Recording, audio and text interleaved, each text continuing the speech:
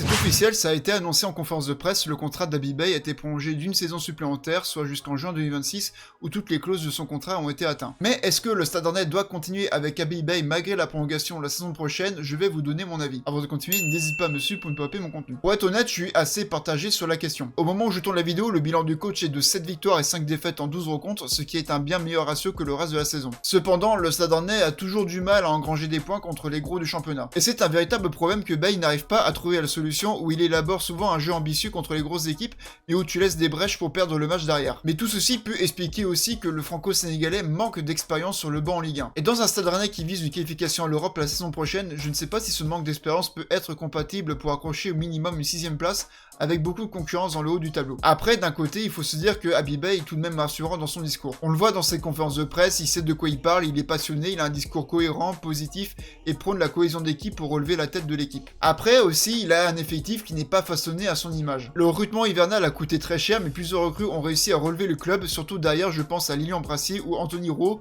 ce qui a aidé au niveau des résultats. Mais j'ai envie de dire que le club doit absolument trouver de la stabilité à tous les étages, président, entraîneur et aussi les joueurs. Je serais plutôt pour continuer avec Habib Beye afin de maintenir cette stabilité avec un mercato à son image, mais il aura certainement une grosse pression qu'il devra gérer sur les épaules pour retrouver l'Europe et l'inexpérience ne sera pas une excuse. Et toi, tu garderais Habib Beye en tant que coach? Dis-le moi dans les commentaires, Kenavo.